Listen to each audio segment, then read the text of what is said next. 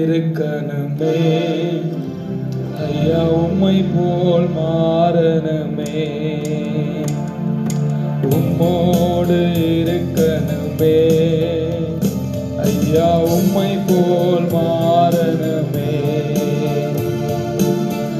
உலகில் ஒளியா மலை மேல அமர்ந்து வெளிச்சம் கொடுக்கணுமே,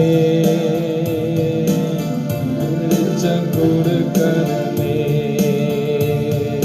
உம்மோடு இருக்கணுமே ஐயா, உம்மை போல் மாறணுமே. ஓடும் ஓட வளரும் மரமாய் மாறணுமே, ஓடுவதில் ஓடும் வளரும் மரமாய் மாறணுமே.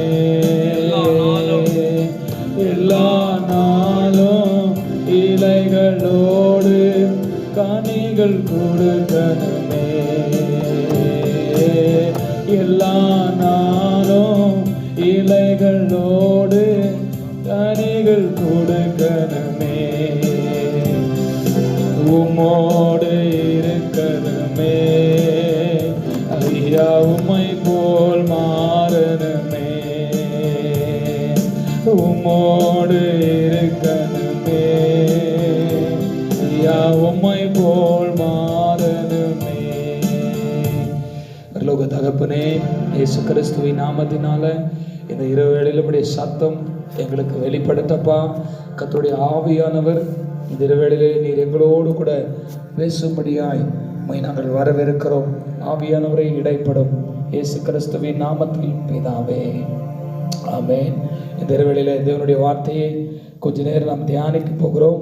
அதான் அப்போஸ்தலராகிய பேதுரு எழுதின பொதுவான முதலாவது நிருபம், அப்போ 5ஆம் அதிகாரம் 2வது வசனத்தை நம்ம வாசிக்க கேட்போம்.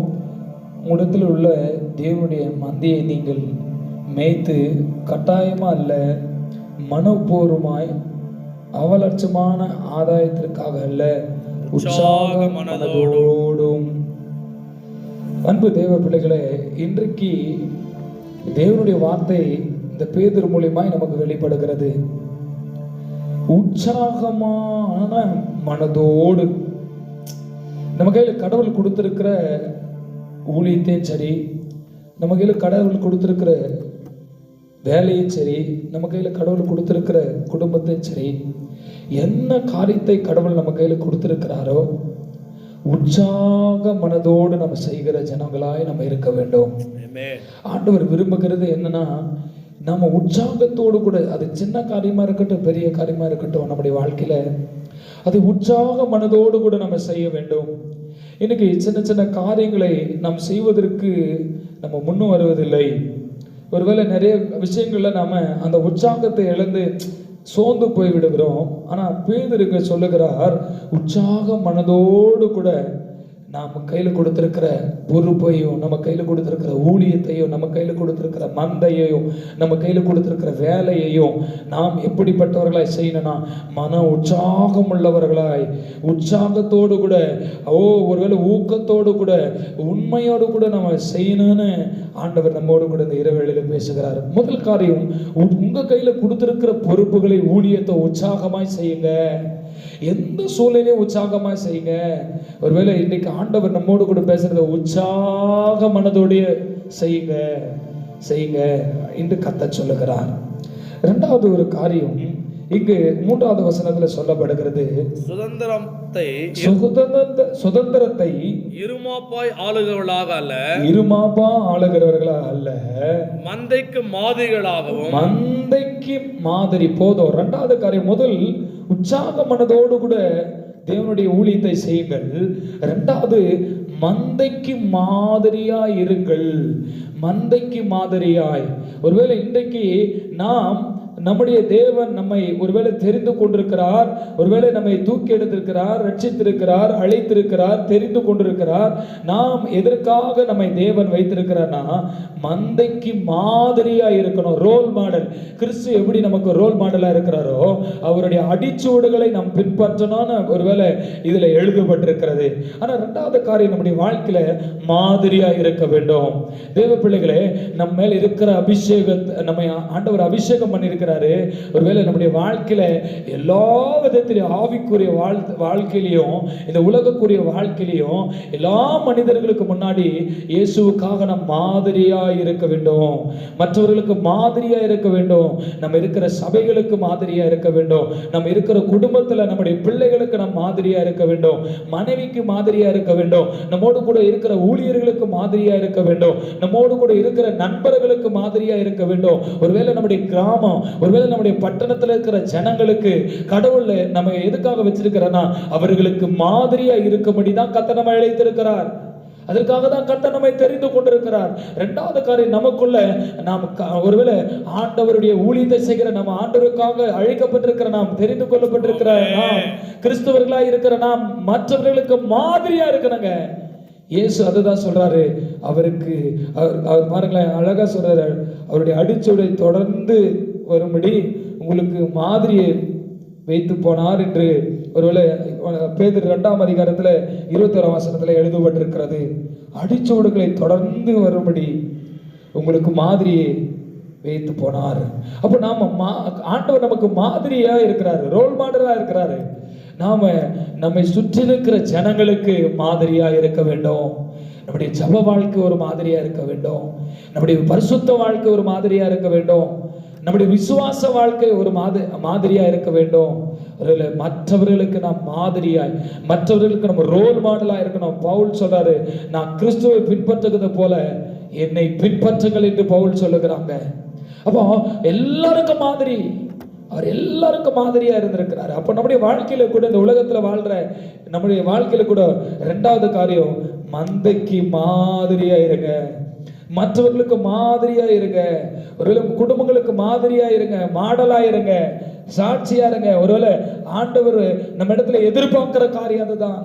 முதல் காரியம், உற்சாக மனதோடு கூட தேவனுடைய ஊழியத்தை செய்யுங்கள், வாழுங்கள். இரண்டாவது, மந்தைக்கு மாதிரியா இருங்க. உங்களை சுற்றி இருக்கிற குடும்பம் எல்லாருக்கும் மாதிரியா இருங்க. மற்றவர்களுக்கு நீங்க ஒரு மாதிரியாய் அடையாளமாய் இருக்கணும்னு ஆண்டவர் விரும்புகிறார். அப்படி எடுத்து வாசித்து பாருங்க. 8ஆம் வசனத்துல சொல்லப்படுகிறது மூன்றாவது ஒரு காரியம், தெளிந்த புத்தி உள்ளவர்களாயிருங்கள். தெளிந்த புத்தி உள்ளவர்களாயிருங்கள். மூன்றாவது, ஒரு தேவ ஊழியர்களுக்குள்ள, தேவ பிள்ளைகளுக்குள்ள, கர்த்தரை அறிந்து கொண்டிருக்கிற, கர்த்தரை ஏற்றுக்கொண்டிருக்கிற பிள்ளைகளுக்குள்ள மூன்றாவது ஒரு காரியம், ஒருவேளை ஊழியக்காரர்களுக்குள்ள இருக்க வேண்டிய ஒரு குணநிலை, இருக்க வேண்டிய ஒரு காரியம் என்னன்னா, தெளிந்த புத்தி இருக்கணும். தெளிந்த புத்தி. எந்த காரியம் செய்தாலும், கர்த்தருடைய வேலையா இருக்கட்டும், அது குடும்ப காரியமா இருக்கட்டும், எந்த காரியமா இருந்தாலும் நம்முடைய வாழ்க்கையில ஒரு தெளிவான டிசிஷன் எடுக்கணும். ஒரு தெளிவான ஒருவேளை பார்வையோடு, ஒரு தெளிவான அந்த காரியத்தோடு கூட தெளிந்த புத்தி உள்ளவர்களாய் நம்ம என்ன செய்யணும், என்ன செய்தாலும் தேவ பிள்ளைகளை நாம் தெளிந்த புத்தி உள்ளவர்களாய் இருக்க வேண்டும்.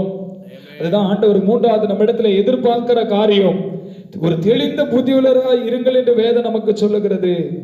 நம்முடைய வாழ்க்கையில நாம் தெளிந்த புத்தியுள்ளவர்களாய் இருக்க வேண்டும். ஒருவேளை இன்னைக்கு இருக்கிற, ஒருவேளை நம்முடைய வாழ்க்கையில நிறைய பேரை பார்க்க முடியுது, ஒரு தெளிவாய் வாழ்கிற, தெளிவான பேச்சு இல்லை, தெளிவான வாழ்க்கையில எதை எடுத்தாலையும் அப்படியே எடுத்த கவுத்தனம் பேசிட்டு போயிட்டே இருக்கிறாங்க. இல்லைங்க, கர்த்தர் எதிர்பார்க்கிறது நீ எப்படி இருக்கணும்னா, ஆண்டவருடைய பிள்ளை எப்படி இருக்கணும்னா, தெளிந்த புத்தி உள்ளவளாய், தெளிந்த புத்தி உள்ளவனாய் நாம் இருக்க வேண்டும். குடும்பத்தில் கணவன் மனைவி தெளிந்த புத்தியவர்களாய் இருக்கணும், நடக்கணும், பேசணும், செயல்படணும். ஒருவேளை சபையில நம்மை ஊழியக்காரர்களாய் வைத்திருந்தா தெளிந்த புத்தி உள்ளவர்களாய் நம்ம இருக்கணும்னு ஆண்டவர் விரும்புகிறார். மூன்றாவது காரியம், தெளிந்த புத்தி உள்ளவர்களாய். நான்காவது காரியம், அது அந்த வசனத்தில் சொல்லுது, விழித்திருங்கள். தேவ பிள்ளைகளை நானாத ஒரு காரியம், ஒரு ஊழியக்கார தேவ பிள்ளை ஒருவேளை நம்மை விழித்திருக்கிற தேவ பிள்ளைகளாய் இருக்க வேண்டும். நம்முடைய ஆவிக்குரிய வாழ்க்கையில விழிப்பா இருக்கணும்.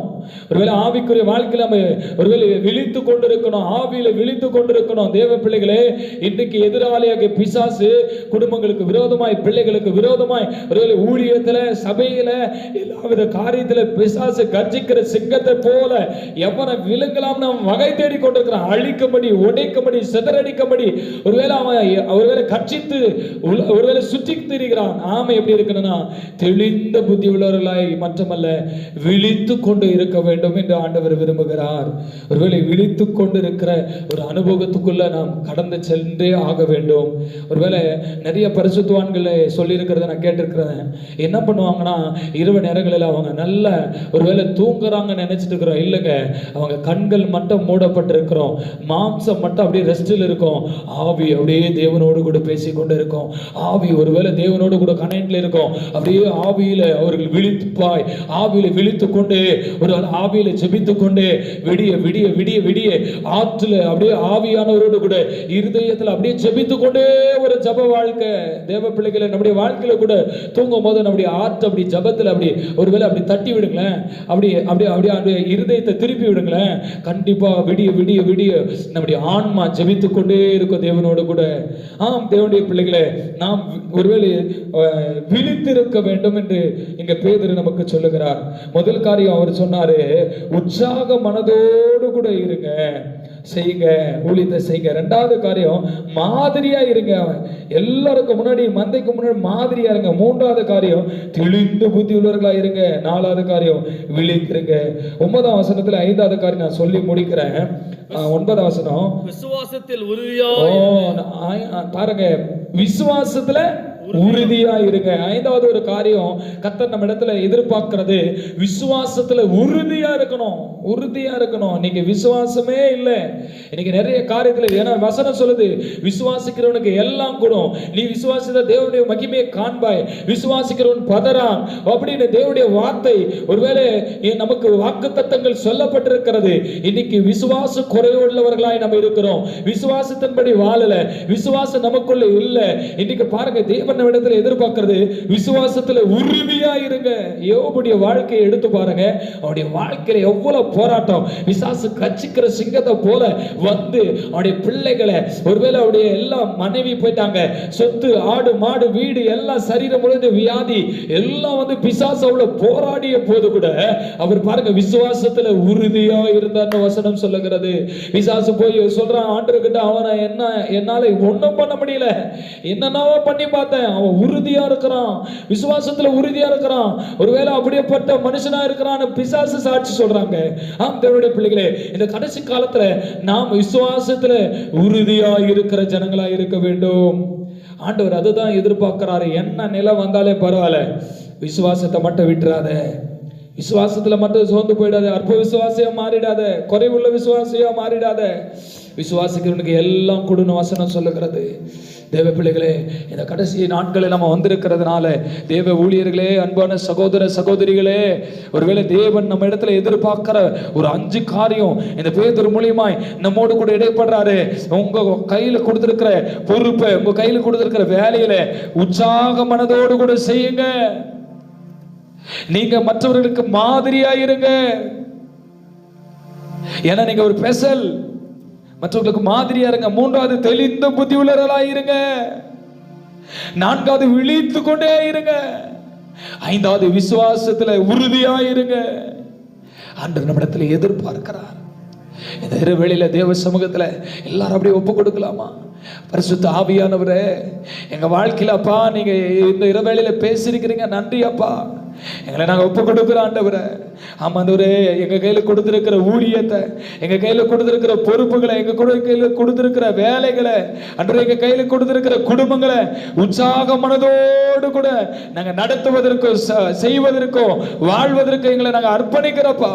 ஆண்டவரே தகப்பனே, மந்தைக்கு நாங்க மாதிரியா இருக்கணும் ஆண்டவரே. ஆண்டவரே தகப்பனே, மற்றவர்களுக்கு முன்னாடி நாங்க மாதிரியா உம்மை வெளிப்படுத்துகிற ஆண்டவரே, உம்முடைய அடிச்சூடுகளை பின்பற்றுகிறவர்களா எங்களை மாற்றுங்க ஆண்டவரே. உண்டாதப்பா எங்களை ஆண்டவரே தெளிந்த புத்தியுள்ளவர்களாய் மாற்றுங்க ஆண்டவரே. இத்தனை நாட்கள் எங்க வாழ்க்கையில தெளிவான ஆண்டவரே தகப்பனே தெளிந்த புத்தி இல்லாத வாழ்ந்துட்டோம்ப்பா. இந்த இரவேளையில் எங்களுக்கு ஒரு தெளிந்த புத்தியை கொடுங்க. நான்காவது அப்பா நாங்க விழித்து இருக்கணும் ஆண்டவரே. உங்க சமூகத்துல விழித்திருக்கணும், இரவெல்லாம் விழித்திருக்கணும், உங்க பிரசன்னத்துல விழித்திருக்கணும், தேசத்துக்காய் விழித்திருக்கணும், குடும்பங்களுக்காய் விழித்திருந்துக்கு ஆண்டவரே ஜெபிக்கிற ஒரு மனிதனா எங்களை மாற்றுங்க ஆண்டவரே. ஆண்டவரே கர்த்தாவே விசுவாசத்துல உறுதியா இருக்கணும் ஆண்டவரே. எங்களுக்கு உதவி செய்யும்படி நாங்க ஜெபம் பண்ணுகிறோம். இந்த வேற வேளையில அப்பா நீர் எங்க இந்த 5 காரியத்தை கொண்டு எங்களோடு கூட பேசியிருக்கிறீங்கப்பா. இந்த 5 காரியத்தை உங்க சமூகத்துல ஆண்டவரே தகப்பனே எங்க இருதயத்துல நாங்க ஏற்றுக்கொள்ளுகிறோம்.